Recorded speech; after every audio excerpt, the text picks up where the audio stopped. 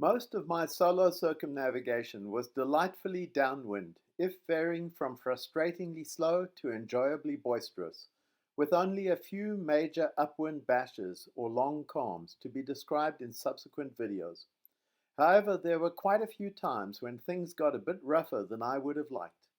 Here I describe the first 7 of 14 such rough nights, those that occurred in seasons 1 to 3 in the South Pacific Ocean, because these are some of the more memorable parts of my circumnavigation.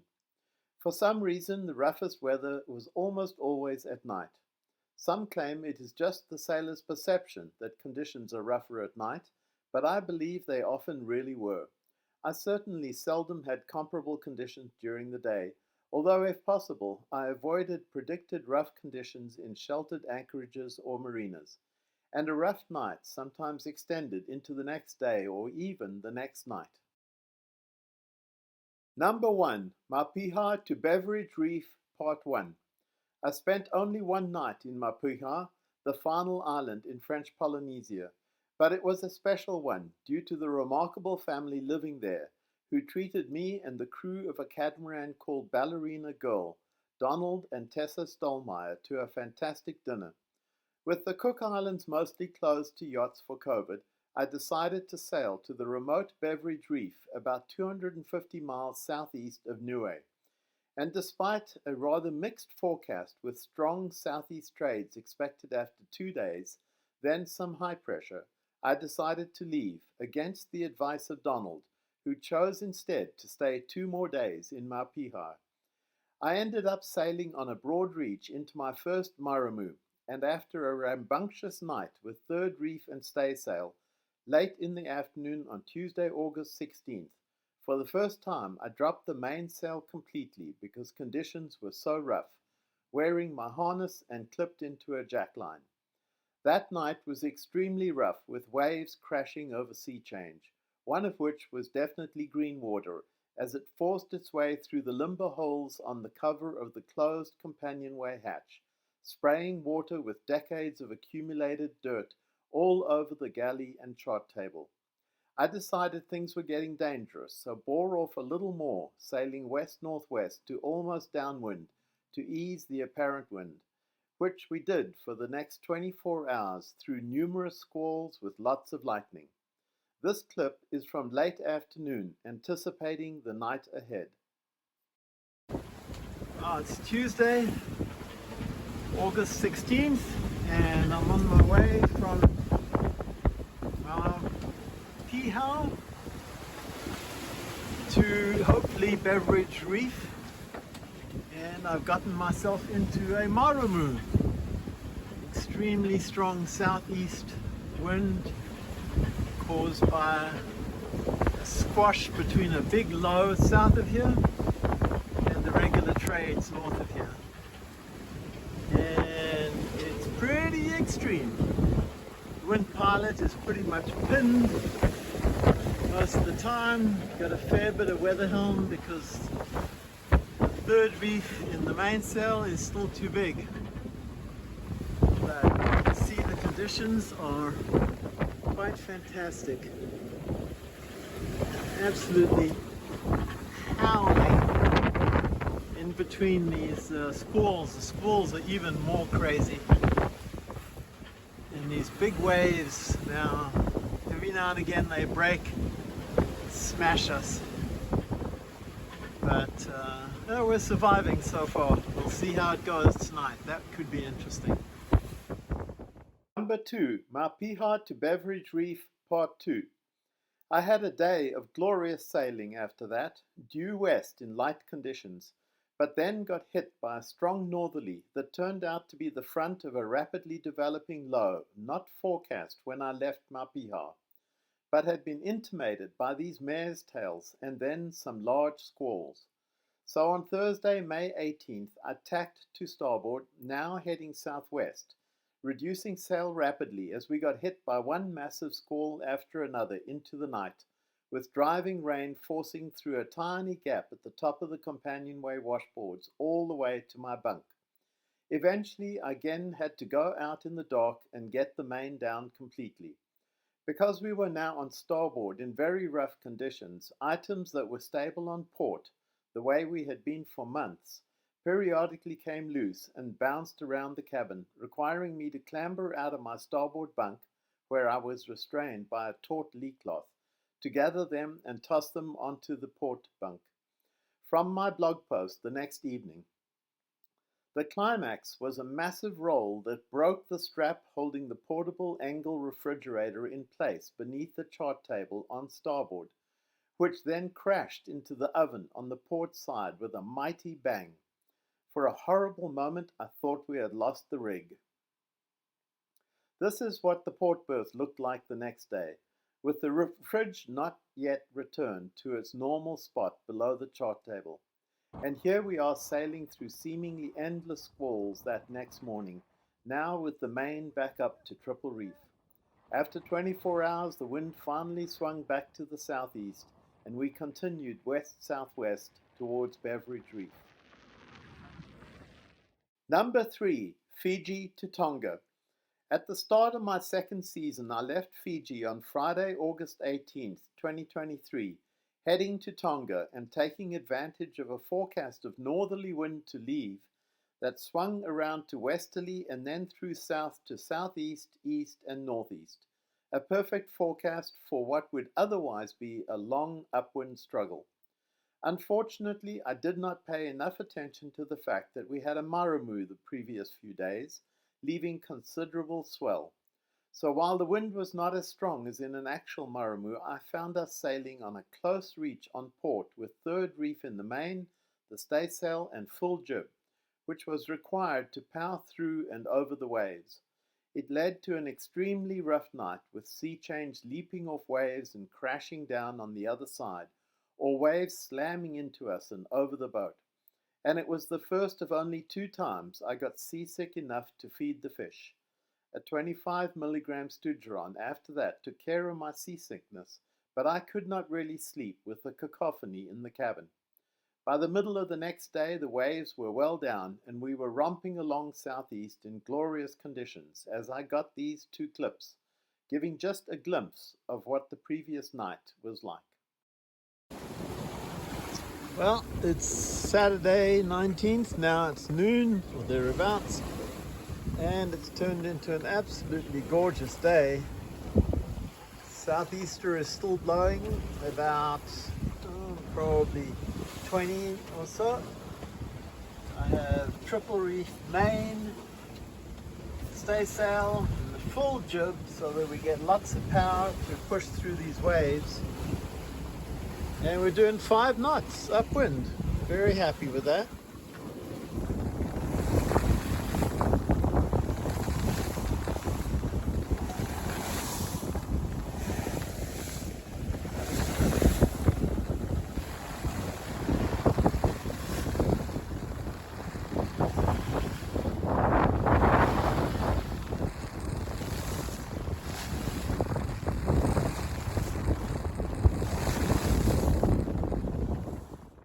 Number 4, Tonga to Fiji. After a very enjoyable month cruising north through Tonga, on Monday, September 25th, 2023, I left Naifu in the Vavau group, where I had sheltered on a mooring from strong easterlies generated by a maramoo, intending to sail west and anchor in the large lagoon on the western side of the most western island called Hunga. The forecast was for strong easterly wind with big seas outside the archipelago at the tail end of the maramoo, and I wanted to avoid that by staying 1 more night in the Vavau group. After a fast downwind sail in the sheltered waters of the Vavau group, I made one of only a few navigational errors and investigated the wrong possible pass into the lagoon, but luckily decided it was not passable. As shown in this satellite image with my track in white at top left, the real pass was about half a mile further south, but I did not have this image to hand, and I have no good explanation for why I did not explore further to find the correct pass. But having gotten sea change into passage mode, I was in the mindset to head out to sea. There was no way I could fight back upwind, eastwards, to a safe anchorage in the Vavau group, so was committed to leaving early for the passage back to Fiji. Anticipating rough conditions, I took a stoogeron, which was a good idea, as the wind bent to east-northeast and on a broad reach on starboard we were having a wild ride with just the staysail up. Alright, sunset, a little bit of dinner, and we've got finally big even swells, and by and large we get nicely pushed along by them with a little surf here and there. None of them have broken into the cockpit yet, and I'm gonna hop into bed once it gets dark and hopefully have a good night's sleep, maybe with the music playing all night to cover up all the noises. Oh, there's slew. There's another nice big one here. There we get a little surf. Nice. This is what Sea Change was made for. It's what she's good at, and she's handling it beautifully. Alright, hoping for at least a little bit of sleep tonight. Here is the big picture, with this passage being the diagonal course west-northwest from Naeafu in the bottom right to the top of the Lau group in Fiji, the other track being from 2022. From my blog the next evening. Last night ranks up there in the top 10 roughest for us. We had lots of big waves, some breaking, hit us and push us around. But the worst was just as I was about to go down into the cabin for the night. It was already dark, with some moonlight but also clouds. I did not see the wave approaching, but it broke right on our starboard side, spray flying over the boat, and shoved us sideways onto our port side, with water pouring over the port coaming into the cockpit. I managed to grab my phone and keep it dry, but I was soaked, as was my cushion seat, and the cockpit was a foot deep in water. I am glad I was not below, because everything loose on the starboard side flew to the port side. I fished my reading glasses and many other things out of the stove and galley. Clearly, I had not prepared us for a partial knockdown like that. I got very little sleep. The motion was just too much, and the cacophony below was crazy. So I left my music playing at full volume to drown some of it out, and eventually, after midnight and a few more big wave hits, with some water splashing into the cockpit, I did sleep a little.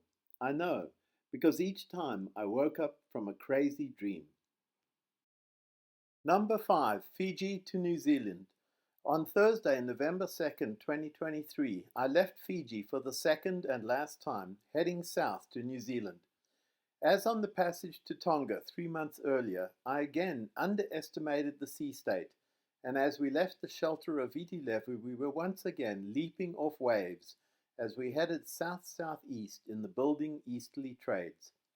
This time I took a stoogeron as I realized how rough it was going to get, and here again from my blog the next evening.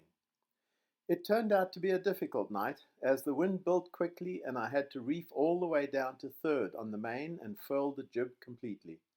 In the middle of this I started feeling really sick, so got it over with and fed the fish. After that, of course, I felt a lot better, but still took another stoogeron. Sleeping was nigh impossible with the boat movement so violent and noisy. So around midnight I had enough and bore off a little onto a reach to stop us leaping off waves. I barely got any sleep though, and sat up most of the night with the half moon illuminating the crazy scene. The zigzag in the middle of the track is a GPS artifact. Once again I did not take any video, and as was often the case, the next day was glorious, as shown here. It's Friday, November the 3rd, day 2 of the passage to New Zealand, and in stark contrast to last night, which was a wild and crazy night, so rough. I even fed the fish for only the second time. And now, beautiful blue sky, full sail. Last night was triple reef main and staysail. And we're cruising along at 5 to 7 knots. Very nice. Just a gorgeous day. I don't know why the seas have sat down so much, but the wind is down to 12 12 to 15 versus 25 last night. So I guess that explains why it's down. And we have 3 fishing lines out with no takers. Number 6, New Zealand to New Caledonia.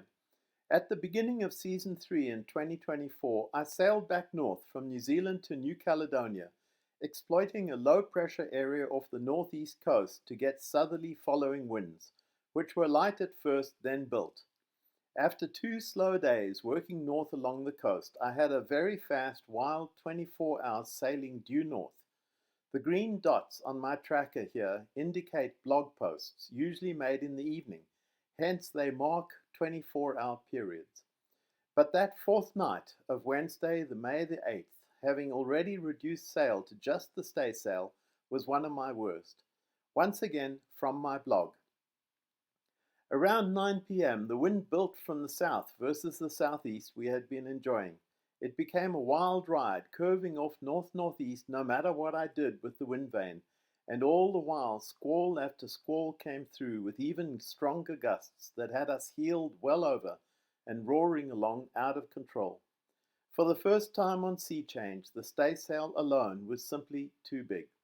I was now stuck in a large red patch on the forecast of strong southerly wind caused by a squash between the massive high to the west that is the primary anti-clockwise driver of these southerly winds, and a low off to the east generating a clockwise circulation, the combination a version of a maramu. Around midnight I tried to jibe away from the low, but in the darkness and rain of a squall messed it up and could not get sea change to settle down on the new northwest course that might take us out of this mess, and eventually elected to heave to instead and wait it out. This was the first time I have hove to deal with strong winds. It was both a relief and miserable. As desired, sea change immediately settled down to a 1-knot slow jog to the northeast, but this now placed us side on to the swells, and while we harmlessly lifted over most of them, inevitably every few minutes one would break against us, sometimes a gentle slap, sometimes a good thump, and occasionally a massive crash going right over the boat. Sleep was elusive with these bombs going off, along with the massive creaking from all over the cabin. In addition, the movement was now completely different, a languid wallowing, which had me green to the gills and required a suturon to thwart full seasickness. As was often the case, I did not take video during the night, but these clips show the strong conditions of that morning and afternoon before it all went sideways that evening. Oh,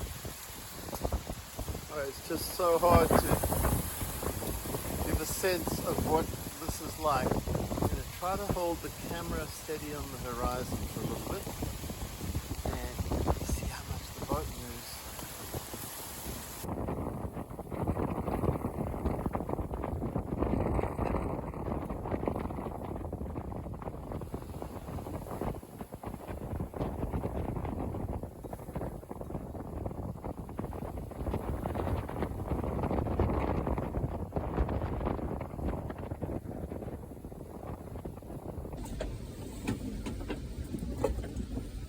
This is what it's like in these massive waves with just the staysail. And when we're riding up the back of a wave, we do 3, 4, and we surf down there, we get an 8. I mean, it's crazy. Every now and again we're getting tossed sideways, and then water comes into the cockpit. I've just gotten soaked twice, sitting out there. You look through the window here and wow, even just being in the cabin is a major bracing effort. It's quite something. I mean, I've been in rough conditions before, but this just on and on and on. Oh, wow. Yikes.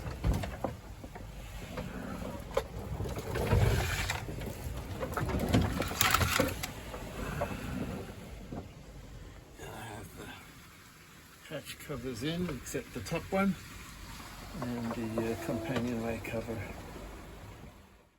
Number 7, Queensland coast. I mostly negotiated the northeast coast of Queensland by day sails to safe anchorages each night. But on my second passage north of Bundaberg, I was sailing north from Pancake Creek with several possible anchorages within a day's sail. I left after sheltering from strong conditions in Pancake Creek, but it was still strong outside, as these video clips show. After the rough night sailing north from New Zealand, where I felt the staysail alone was too big, when anticipating strong conditions, I now dropped it and used only the jib, which I could easily furl down to ever smaller size. We had a pretty decent sea state. The waves are a little bit messy, but they've been blown, well, it's been blown for 3 days, so getting organized.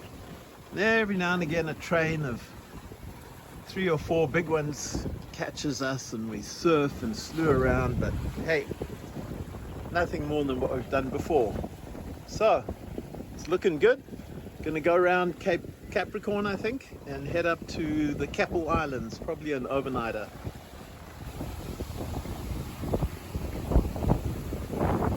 Nice swell. Just lift up over it. Nice little surf out of that one. This one's about 3 meters high. And up we go and surf. Nice. And then a little bit smaller for the third one. Nice. Sweet, sweet surf. Oh, the sun's going down and we're approaching Cape Capricorn, getting into the tropics. But it is pretty wild and woolly out here. And once we get round this island here next to the Cape, called Rundle Island, we'll be able to bear off a little bit more. That should make things more comfortable. Right now, it's pretty uncomfortable. So, yeah, we're surviving. Oh, there's a bad one.